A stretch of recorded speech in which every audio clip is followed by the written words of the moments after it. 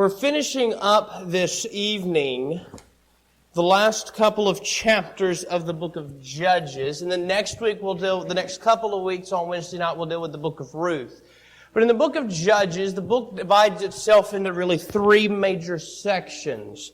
The first of those, beginning at chapter 1 and covering chapters 1 and 2, is the need for the judges. That's where we read about there arose a generation that knew not God in Judges chapter 2. In chapter 1 and then on into chapter 2 talks about the fact they did not fully drive out the people of the land. Beginning at chapter 3 and going through chapter 16 is the work of the judges. That's where we're going to see the judges take place from Othniel all the way through Samson. There's two more judges, Eli and Samuel, but we won't see them until next trimester when we get into the book of 1 Samuel. They'll be there in those first 9 chapters of the book of 1 Samuel will be in their time as the judges. And then beginning in chapter 17, we started there a couple of weeks ago, and going through the end of the book where we'll finish tonight is some stories about the time of the judges. There's some stories that are told about the time of the judges. We also talk about the book of Judges having this cycle. Israel does what is evil, and so God punishes them. They cry out to God. God will send them a deliverer, and then the land will have rest, or the land will have peace. And that repeats itself over and over again throughout the book of Judges. Again, we're getting ready through chapters 20 and 21 this evening. Judges 20 and 21. But before we begin in chapter 20, I want us to go back and notice a statement, because the two of these chapters that we're dealing with tonight connect back to the chapter from last week. Look at Judges chapter 19. Look at the end of 19. Remember the story in Judges 19, where in Judges 19 you have the Levite and his concubine. And remember that as he comes into Gibeah and he sends out the concubine to the men of the city, and there she is violated, and there she dies on the doorstep that morning, and he takes her back to the house. And in verse 29, he entered the house, he laid his concubine and divided her into 12 pieces, limb by limb, and sent her through all the territory of Israel. But I want you to notice verse 30 with me. And so it was that all who saw it said, no such deed has been done or seen from the day that the children of Israel came up from the land of Egypt until this day. Consider it, confer, and speak up. Or consider it, take counsel, and speak up. As we come into chapter 20, Israel is fixing to go to the people of Benjamin and go to war with them. Israel considered the matter, they conferred, and chapters 20 and 21 is where Israel speaks up. So we begin in Judges chapter 20. This is where Israel is speaking up. They're replying to the Levite who sent this out. And so in Judges chapter 20 and 21, we could just simply title, Israel Speaks Out. This is their answer to the call from the Levite at the end of chapter 19. Chapter 20 divides itself. Both chapters have two major sections. Chapter 20's first major section begins at verse 1 and goes through 16. This is more of the preparation. And then 17 through the end of the chapter is where Israel's actually going to be at war. But beginning at verse 1. So all the children of Israel came from Dan to Beersheba, as well as from the land of Gilead, and the congregation gathered together as one man before the Lord at Mizpah. And the leaders of all the people, all the tribes of Israel, presented themselves in the assembly of the people of God, 400,000 foot soldiers who drew the sword. Now the children of Benjamin heard that the children of Israel had gone up to Mizpah.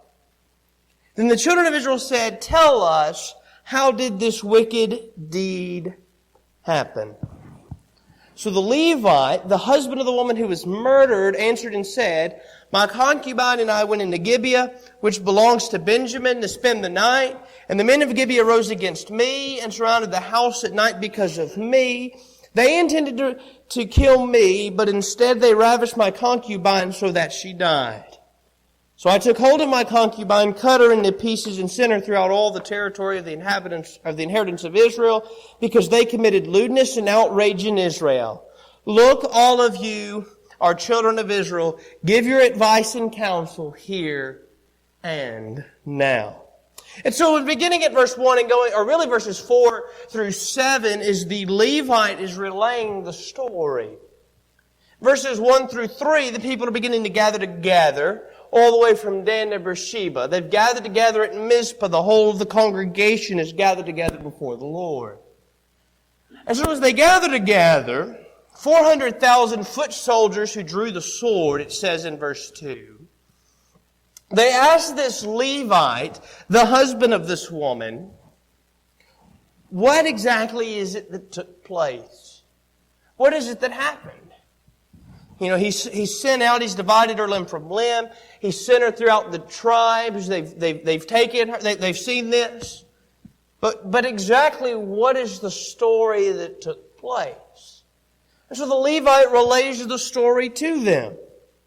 How he comes into Gibeah, he comes, remember from last week, that he passes by what we know as Jerusalem, which at the time is not inhabited by Israel, and decides to go on to Gibeah because he thinks it'll be safer there because he's going to be among the people of Israel. So they passed by Jerusalem and they went into Gibeah. And so he relays the story how they go into Gibeah, which belongs to Benjamin, to spend the night. Surely they thought it was a safe place. They were going to be among people from Benjamin, be among the Israelites. Then he talks about how they intended to kill him. But instead they ravished his concubine and she died. Listen, this is what they wanted to do to me, but instead it was done unto her. So then he explains that how he took her and cut her into pieces and sent her out because he wants to send a message to all the people of Israel to come together. To come together to fight against Benjamin for the travesty that they have committed. So he says in verse 7, look, all of you, our children of Israel, give your advice and counsel here and now. We're all the people of Israel. We're all the people of God. Let's give our counsel right here, right now. What are we going to do about it? Yes, we're gathered together. All these foot soldiers are gathered together, but we don't just need to gather together. What are we going to do to deal with Benjamin? I want you to notice too, in verse 6, how he refers to what they did. Because they committed lewdness and outrage. They were guilty of lewdness, and the thing they did was outrageous. They committed lewdness and outrage, verse 6. That's when he tells them to look and can take counsel here and give their advice here and now. Picking up with me at verse 8. So all the people arose as one man, saying, none of us will go to his tent, nor will any turn back to his house. But now this is the thing which we will do to Gibeah. We will go up against it by lot. We will take 10 men out of every 100 throughout all the tribes of Israel, 100 out of every 1,000, and 1,000 out of every 10,000, to make provisions for the people, that when they come to Gibeah and Benjamin, they may repay all the vileness that they have done in Israel. So all the men of Israel were gathered against the city, united together as one man. And so the people said, all right, here's what we're going to do. We're going to gather together. We're already here. We're going to gather together, and they're going to take the lots, 10 out of every 100, 100 out of every 1,000, 1,000 out of every 10,000, and get ready to make provisions to go up because we're going to repay them for the vileness that they have committed.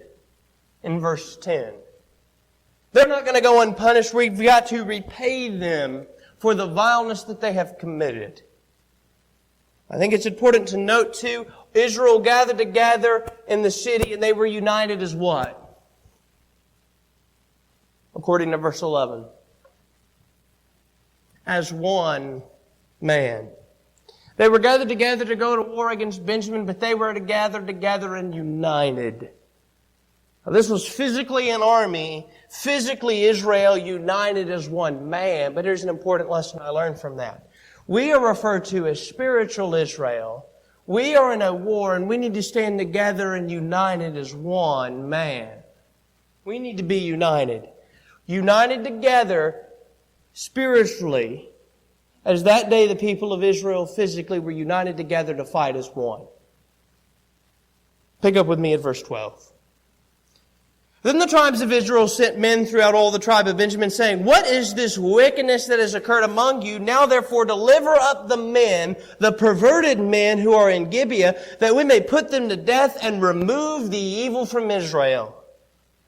But the children of Benjamin would not listen to the voice of their brethren, the children of Israel. I think it's important to note the problem is, now we know the old law. We are aware of the old law that these men are clearly going to have to be punished for the things that they have done.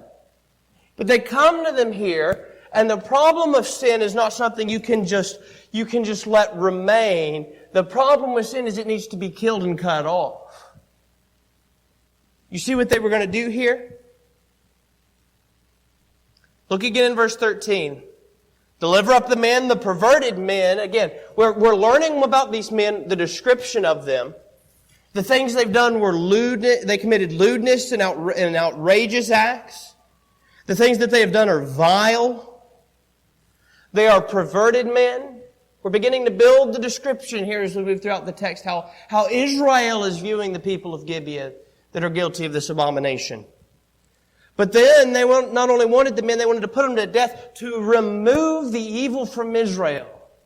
How do you take care of sin? You remove the sin. You remove the sin. They had to take care of the men to remove the sin from Israel because they didn't want that kind of thing being done again. So what we need to do, we need to remove our sin. The children of Benjamin didn't listen. Instead, verse 14, the children of Benjamin gathered together from their cities to Gibeah to go to battle against the children of Israel. And from their cities at that time, the children of Benjamin numbered 26,000 men who drew the sword beside the inhabitants of Gibeah, who numbered 700 select men. Among all this people were 700 select men who were left-handed. Everyone could sling a stone at a hair's breadth and not miss. Now besides Benjamin, the men of Israel numbered 400,000 men who drew the sword. All of these were men of war. And so we're beginning now at verse 17 to where we're going to have the war. Verse 1 through 16 is where Israel's prepared to fight Benjamin, but they're really hoping for a peaceful solution.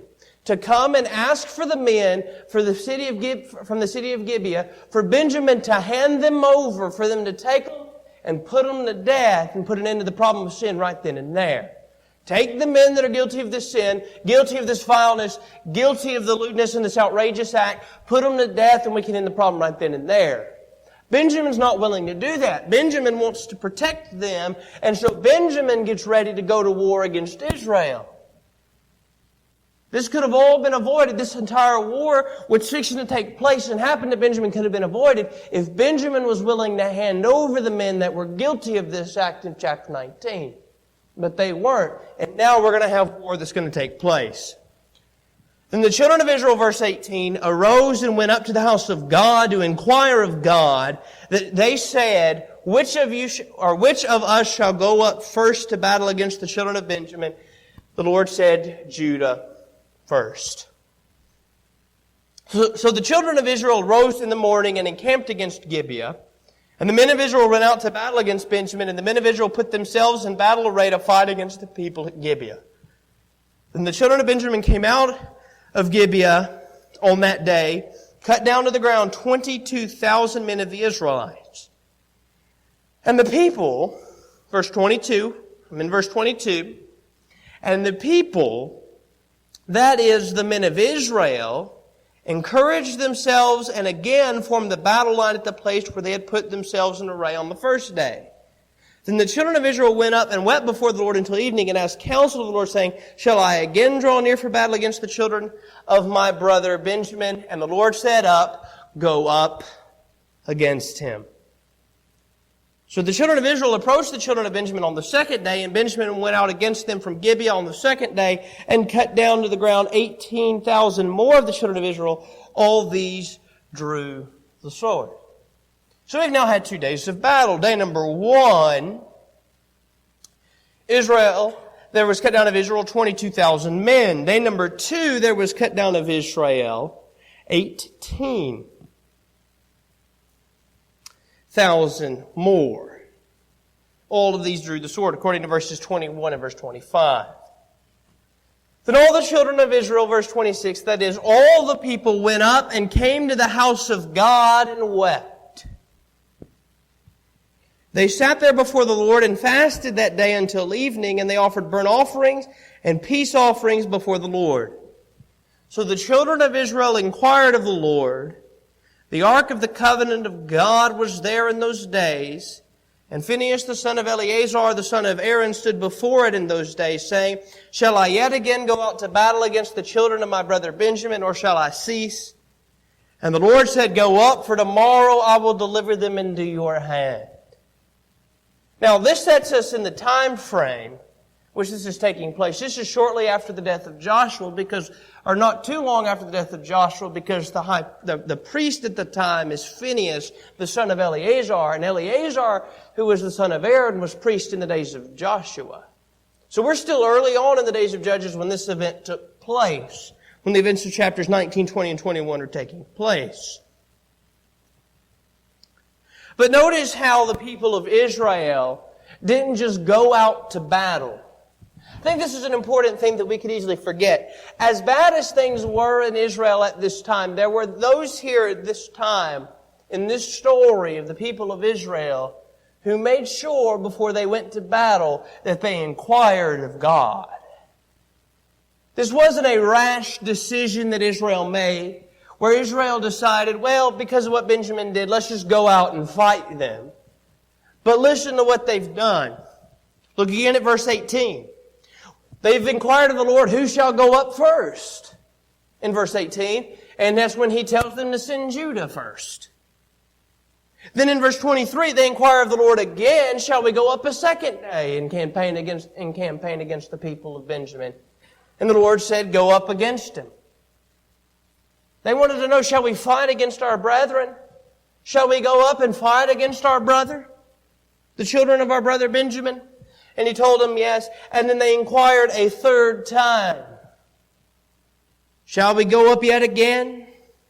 Or shall I yet again go out to battle against the children of my brother Benjamin? Or shall I cease? Do we continue, Lord, to fight against the people of Benjamin, or do we need to stop?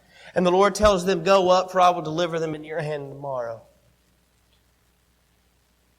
I think it's important to note that the people of Israel inquired of the Lord 3 times before they went to war against the people of Benjamin. This was not a rash decision that they made. They made sure to inquire of God before they went out to battle. Verse 29. Then Israel set men in ambush all around Gibeah. And the children of Israel went up against the children of Benjamin on the 3rd day, and put themselves in battle array against Gibeah as at the other times. So the children of Benjamin went out against the people and were drawn away from the city. They began to strike down and kill some of the people as the other times in the highways, one of which goes up to Bethel and the other to Gibeah, and in the field about 30 men of Israel. And the children of Benjamin said, they are defeated before us as at first. But the children of Israel said, let us flee and draw them away from the city to the highways. Verse 33. So all the men of Israel rose from their place and put themselves in battle array at Bel Tamar. Then Israel's men in ambush burst forth from their position in the plain of Gibeah. And 10,000 select men from all Israel came against Gibeah, and the battle was fierce. But the Benjamites did not know that disaster was upon them. The Lord defeated Benjamin before Israel. And the children of Israel destroyed that day 25,100 Benjamites. All these drew the sword. Now here is where Benjamin is defeated. It's important to note first and foremost how many men are killed here. Go back earlier in the chapter and look at verse 15. The children of Benjamin that are drawing the sword number how many according to verse 15? 26,000. And then in verse 16, that's the men outside of Gibeah. Then when you count the men from Gibeah who are going up, in verse 16, we have how many more? 700. So we're about 26,700. Listen to how many people of the men of Benjamin died that day. And the children of Israel were destroyed that day, 25,100 Benjamites. There were 26,700 when we started. There have been 25,100 that fell. Benjamin has been defeated, and the defeat has been great. And the defeat was great not because Israel vastly outnumbered them. Israel vastly outnumbered them on day 1 when they didn't overtake them. They vastly outnumbered them on day 2 where they still did not overtake them. But they defeated them here in day 3. They've defeated them because of the Lord. Verse 35 points out it was the Lord who defeated Benjamin. Benjamin was defeated that day because the Lord was the one who defeated them. He was with the people of Israel that day in battle. That is why the people of Benjamin were defeated, because God was with Israel. So the children of Benjamin, verse 36, we're in verse 36. So the children of Benjamin saw they were defeated. The men of Israel had given ground to the Benjamites because they relied on the men in ambush whom they had set against Gibeah. And the men in ambush quickly rushed upon Gibeah. The men in ambush spread out and struck the whole city with the edge of the sword. Now the appointed signal between the men of Israel and the men in ambush was that they would make a great cloud of smoke rise up from the city.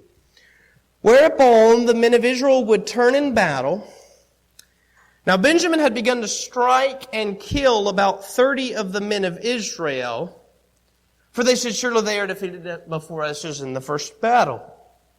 But when the cloud began to rise from the city in a column of smoke, the Benjamites looked behind them, and there was the whole city going up in smoke to heaven. And when the men of Israel turned back, the men of Benjamin panicked, for they saw that disaster had come upon them. Therefore they turned their backs before the men of Israel in the direction of the wilderness, but the battle overtook them, and whoever came out of the cities they destroyed in their midst. They surrounded the Benjamites, chased them, and easily trampled them down as far as the front of Gibeah towards the east. And 18,000 men of Benjamin fell. All these were men of valor. Then they turned and fled toward the wilderness to the rock of Ramon, and they cut down 5,000 of them on the highways. Then they pursued them relentlessly up to Gidom and killed 2,000 of them. So all who fell of Benjamin that day were 25,000 men who drew the sword. All these were men of valor. Here's a little more detail given here beginning at 36 and going on through 40, or here about 36 through 46. But I think it's important to notice the attitude of Benjamin shortly before they were defeated. Look at verse 32. We've already seen this statement once in verse 32. They are defeated before us as at the first.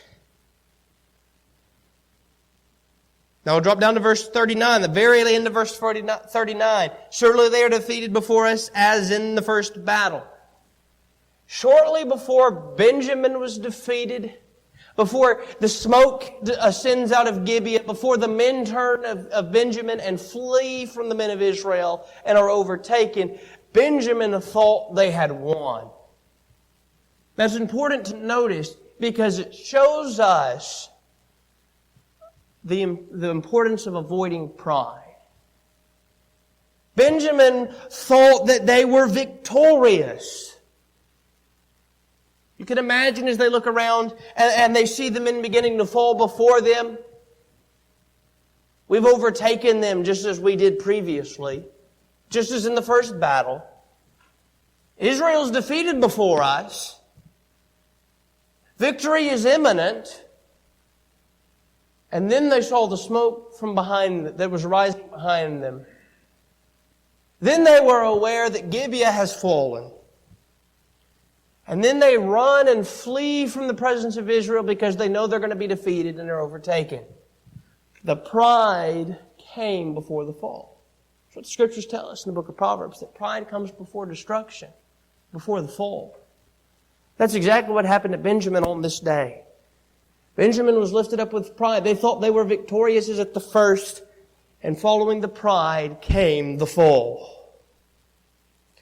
Verse 47, but 600 men turned and fled into the wilderness to the rock of Rimmon, and they stayed at the rock of Rimmon for 4 months. And the men of Israel turned back against the children of Benjamin and struck them down with the edge of the sword from every city, men and beasts, all who were found. They also set fire to all the cities they came to. And so Benjamin's defeated here in chapter 20. Chapter 21, the first section really takes up all but just one verse. Verses 1 through 24. And this is where they're going to have the brides, they're going to have the wives given to Benjamin. Pick up at verse 1 of chapter 21 with me. Now the men of Israel had sworn an oath at Mizpah, saying, none of us shall give his daughter to Benjamin as a wife. Then the people came to the house of God and remained there before God till evening. They lifted up their voices and wept bitterly and said, O Lord God of Israel, why has this come to pass in Israel that today there should be one tribe missing in Israel? The defeat of Benjamin is so great, it's as if they are no more. There's a tribe missing in Israel. So it was the next morning, verse 4, that the people rose early and built an altar there and offered burnt offerings and peace offerings. The children of Israel said, who is there among all the tribes of Israel who did not come up with the assembly to the Lord? For they had made a great oath concerning anyone who had not come up to the Lord at Mizpah, saying, he shall surely be put to death. And the children of Israel grieved, verse 6, for Benjamin their brother, and said, one tribe is cut off from Israel today. What shall we do for wives for those who remain, seeing we have sworn by the Lord that we will not give them our daughters as wives? And so now the question remains, they've sworn, the people of Israel have sworn, we're not going to give any of our daughters to the men that are left of Benjamin. But we've destroyed Benjamin. What are we going to do for the men that are left? Because we've sworn that they are not to have any of our daughters as wives. And they said, verse 8, what one is there from the tribes of Israel who did not come up to Mizpah to the Lord? And in fact, no one had come to the camp from Jabesh Gilead to the assembly. For when the people were counted, indeed not one of the inhabitants of Jabesh Gilead was there. So the congregation sent out there 12,000 of their most valiant men, and commanded them, saying, go and strike the inhabitants of Jabesh Gilead with the edge of the sword, including the women and children. Verse 11, and this is the thing you shall do. You shall utterly destroy every male and every woman who has known a man intimately. So they found among the inhabitants of Jabesh Gilead 400 young virgins who had not known a man intimately, and they brought them to the camp at Shiloh, which is in the land of Canaan. Then the whole congregation sent word to the children of Benjamin who were at the rock of Rimmon and announced peace to them. So Benjamin came back at that time, and they gave them the women whom they had saved alive of the women of Jabesh Gilead, and yet they had not found enough for them. And the people grieved for Benjamin because the Lord had made a void in the tribes of Israel. So at this point, Israel, beginning at verse 8, is asked, who did not come up to Mizpah with us to go to battle against the people of Benjamin? Who didn't come up and join us? And when they look, they find that not one inhabitant of Jabesh Gilead came up with the assembly to go in to fight Benjamin. So the decision was made to take 10,000 men and send them out against Jabesh Gilead to utterly destroy the city, to destroy the men and the women and children, to destroy the men and every woman who had known a man intimately. But they took the virgins, those that had not known a man, and gave them to the men of Benjamin to be their wives. And so there was left of the men of Benjamin. They have announced their peace to them in verse 13. We're no longer at war with you, Benjamin. We're now at peace with you. So they've taken them and they've given them the women, the virgins of Jabesh Gilead. Yet, according to verse 14, they did not have enough women to give to the men of Benjamin. And so they grieve for them in verse 15 that the Lord has made a void in the tribes. Verse 16. Then the elders of the congregation said, "What shall we do for wives for those who remain, since the women of Benjamin have been destroyed?"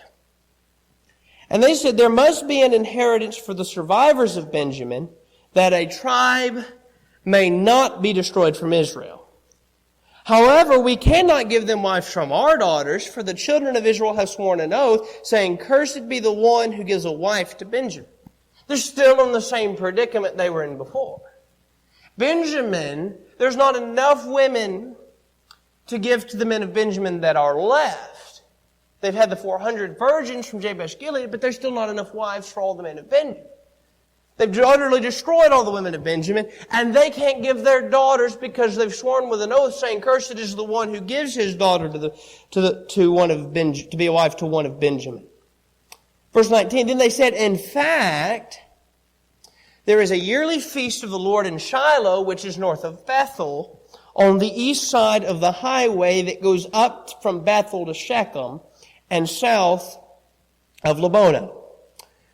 Therefore they instructed the children of Benjamin, saying, "Go, lie in wait in the vineyards," I'm in verse 21 now, "and watch, and just when the daughters of Shiloh come out to perform their dances, then come out from the vineyards, and every man catch a wife for himself from the daughters of Shiloh, then go to the land of Benjamin. Then it shall be, when their fathers or their brothers come to us to complain, then we will say to them, 'Be kind to them for our sakes, because we did not take a wife for any of them in war. For it is not as though you had given the women to them at this time, making yourselves guilty of your oath.' And the children of Benjamin did so. They took enough wives for their number, from those who danced, whom they caught. Then they went and returned to the inheritance, and they rebuilt the cities and dwelt in them. So the children of Israel departed from there at that time, every man to his tribe and family. They went out from there, every man to his inheritance." So now the children of Israel come up with this scheme. "We can't give you any of our daughters to be your wives because we've sworn with an oath. But if you go to Shiloh and you take the women that come out to dance and you take them back to your land, then we can say to their fathers, 'You didn't violate your oath because you didn't give them to the men of Benjamin. They took them for themselves. And we didn't violate our oath because we didn't give them any daughters. Therefore, none of us violated our oath.' And so the men of Benjamin did so, and they went and took the women and went back to the tribe of Benjamin, and there they rebuilt their inheritance. And according to verse 24, Israel departed from them at that time, every man to his tribe. And they went out from there, every man to his inheritance. And so the men of Benjamin take their wives from Jabesh Gilead, and they take them from the women at Shiloh that came out to dance. That's the end of the story of the defeat of Benjamin for what happened in chapter 19 with the Levite's concubine. But verse 25 really is a summary of the book as a whole. Verse 25, which is the same as verse 8 of chapter 18 and in verse 1. It's also found in chapter 17 and again in chapter 19, at least part of this. "In those days there was no king in Israel. Everyone did what was right in his own eyes." That really summarizes the entirety of the book of Judges. It's found at the very end, and it's the perfect summary for what has been taking place. Because there was no king, there was no true leadership, there was nobody to take charge in Israel. Everybody just did whatever they wanted to do, and that's ultimately what led to all the problems in the people of Israel at that time. Because there was no leadership, because there was nobody to be king, or there was no ruling authority, everybody just did whatever they wanted to do. Which is why God had to raise up judges for them throughout the book, to lead them because they had the problem of sin, because there was no king in Israel. So verse 25 of chapter 21 is a perfect summary of the book. It's just sort of a summary that sort of concludes, this is what this book has really been about.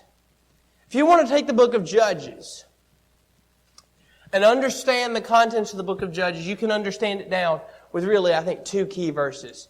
21:25, which again is identical to 18:1, very similar to passages from chapter 17 and chapter 19.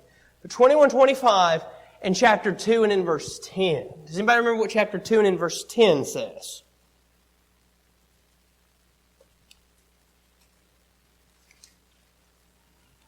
Judges chapter 2 and in verse 10. Both of these summarize the problem.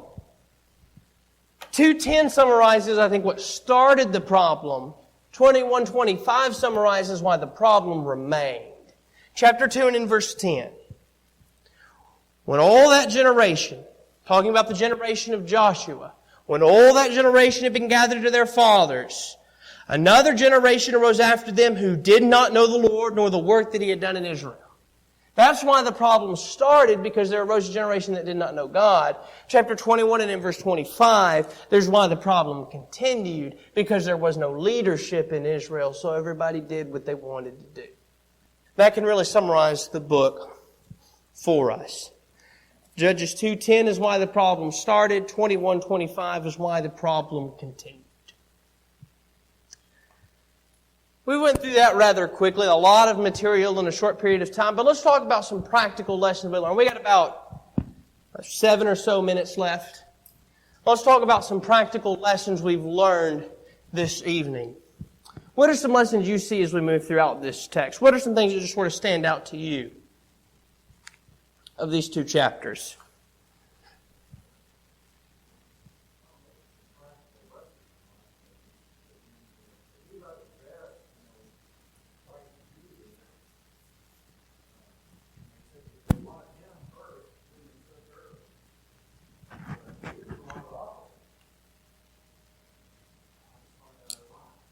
That's a good point. He offered her, yet when he tells the story, it's as if they just sort of came in and just took her.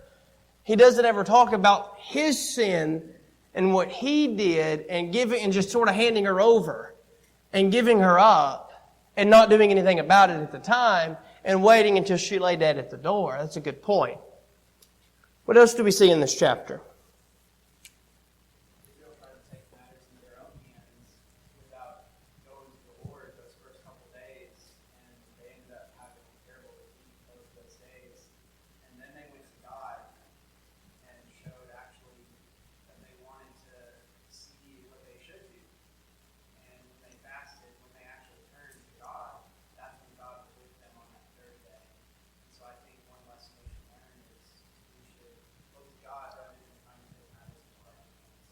That's a good point. We need to turn to God rather than take matters into our own hands. What else do we see? Following that point, it's following the instructions. As we read that section, they went up, they fasted, they offered burnt offerings and peace offerings.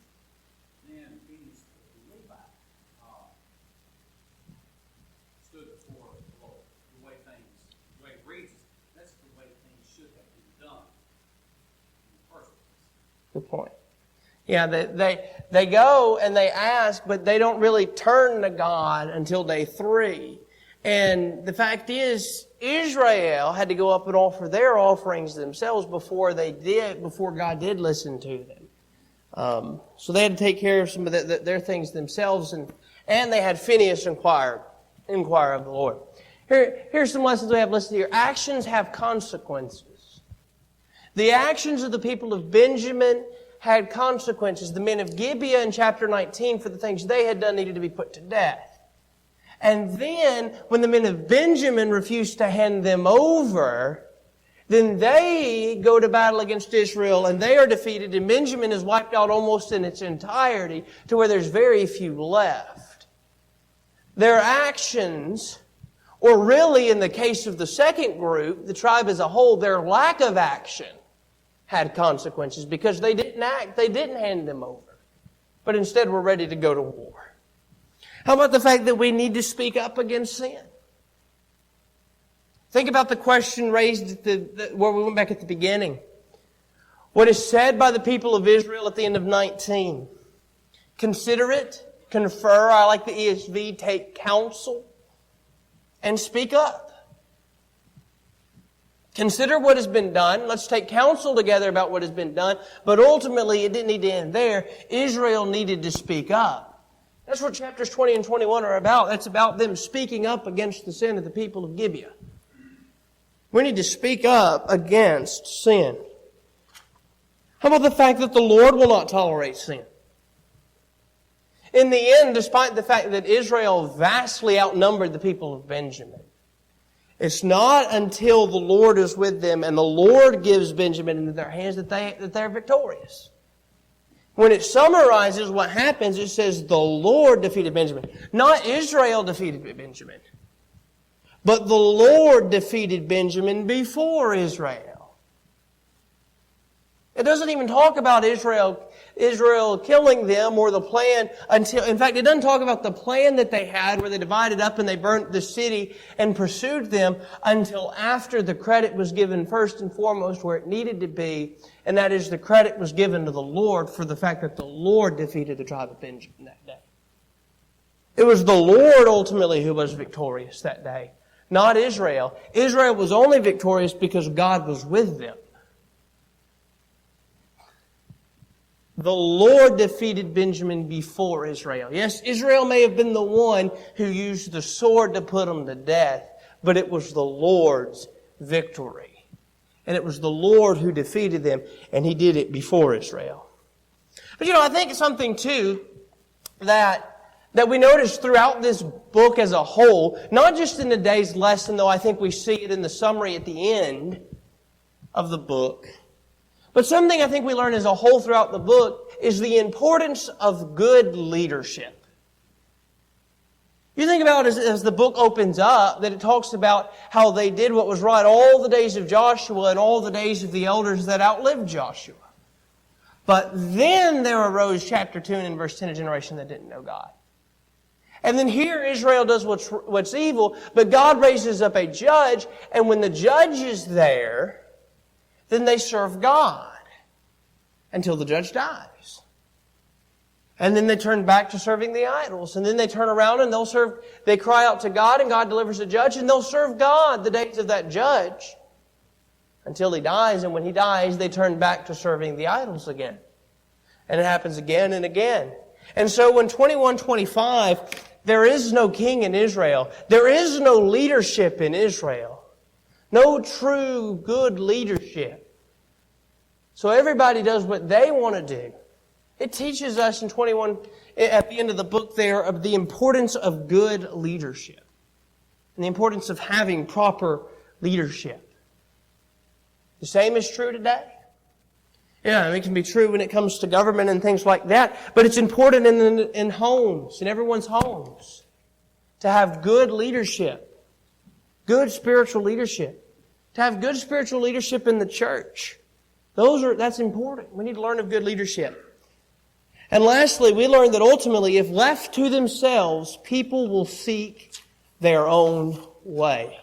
People will seek to do what they want to do instead of what God would have them to do when they are left to themselves. Next week, we'll study Ruth chapters 1 and 2.